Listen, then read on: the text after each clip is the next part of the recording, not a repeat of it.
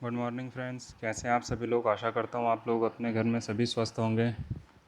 तो देखिए, आज 11 जून है और आज के जितने भी मोस्ट इम्पॉर्टेंट करंट अफेयर्स बनते हैं उस समय आपके लिए क्वेश्चंस लेकर के आया हूँ। चलिए स्टार्ट करते हैं। आज का हमारा पहला क्वेश्चन, हाल ही में किस राज्य सरकार ने पंचवटी योजना शुरू की है।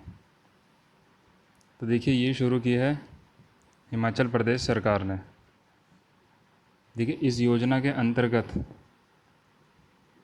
जितने भी जैसे मनरेगा योजना चलती है तो इसके अंतर्गत जितने भी हमारे वरिष्ठ नागरिक हैं इन लोगों के लिए जगह जगह पार्क का बंदोबस्त किया जाएगा। पार्क बनाए जाएंगे जिसमें कि ये जैसे मॉर्निंग वॉक करने जैसे लोग जाते हैं, योगा करते हैं, टहलते हैं, तो उन सब के लिए हिमाचल प्रदेश सरकार ने यह योजना शुरू की है।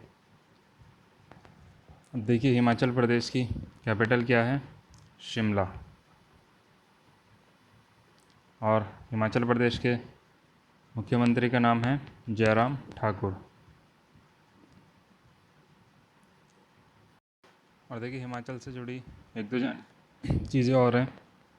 हिमाचल के नेशनल पार्क, देखिए एक वहाँ पे ग्रेट हिमालय नेशनल पार्क है, एक पिन वैली नेशनल पार्क है और एक है खीर गंगा नेशनल पार्क।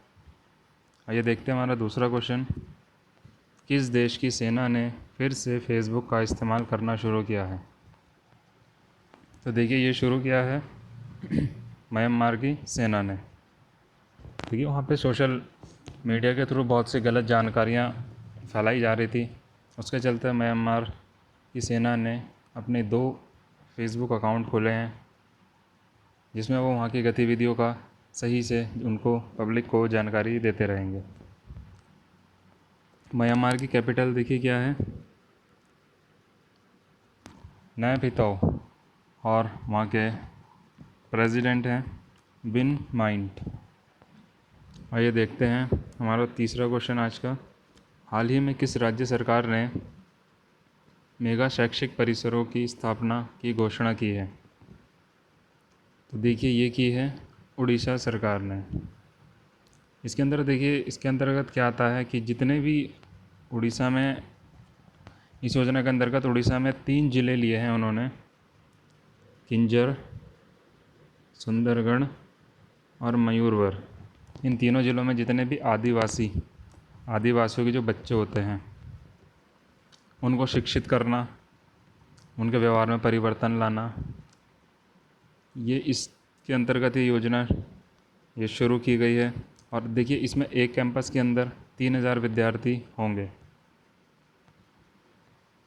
और देखिए, म्यांमार से जुड़ा हुआ, ये उड़ीसा से जुड़ा हुआ एक क्वेश्चन और बनता है, हाल ही में उड़ीसा के मुख्य न्यायाधीश कौन बने हैं।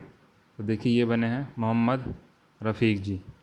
मोहम्मद रफ़ीक जी उड़ीसा के मुख्य न्यायाधीश बने हैं। चलिए देखते हैं हमारे अगला क्वेश्चन, हाल ही में AIU ने एथलीट गोमती मरिमदू पर कितने साल का प्रतिबंध लगाया है। तो देखिए, ये लगाया है 4 साल का। ये क्यों लगाया है, देखिए ये डोपिंग केस में फंसी थी।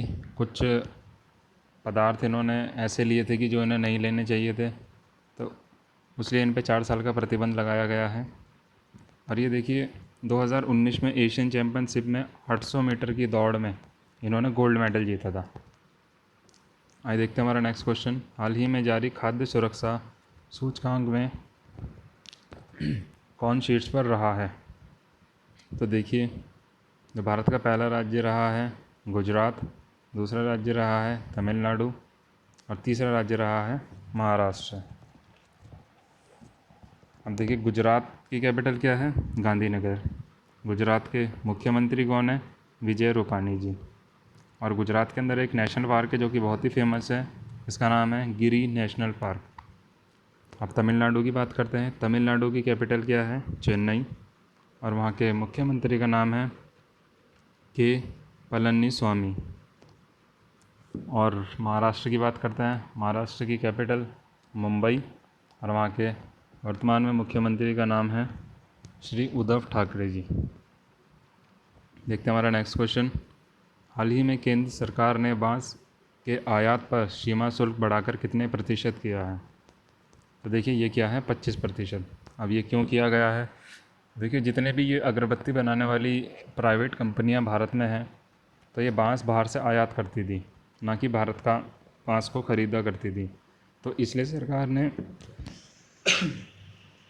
25% सीमा शुल्क बढ़ाया है, ताकि ये बाहर से बांस आयात ना करके अपने भारत में उपजाऊ ये बांस जो हैं इनको आयात करें और इनसे अगरबत्ती बनाएं, ताकि देखिए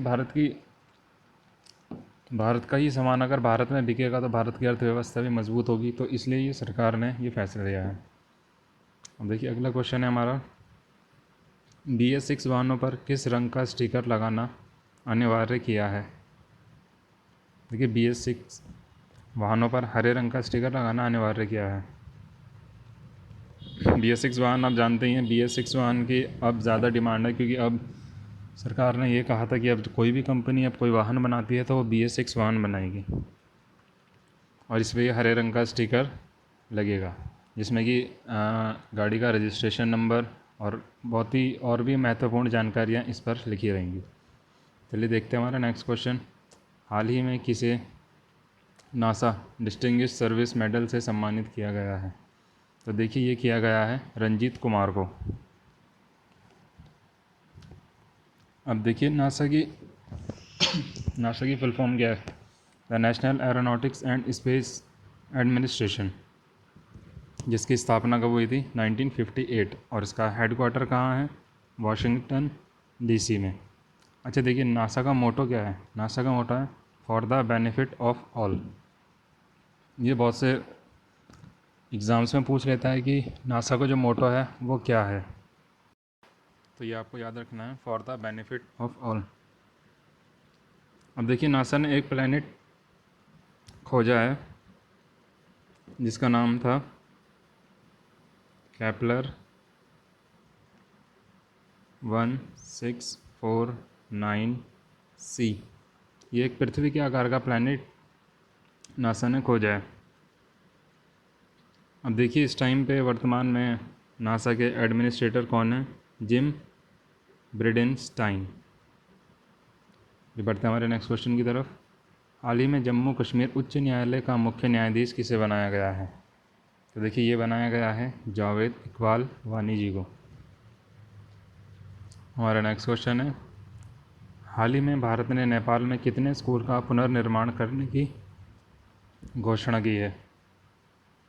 तो देखिए ये की है 56 स्कूलों का पुनर्निर्माण करने की घोषणा भारत ने नेपाल में की है। अब देखिए एक क्वेश्चन बहुत इंपॉर्टेंट था, आपकी स्क्रीन पे दिया हुआ है,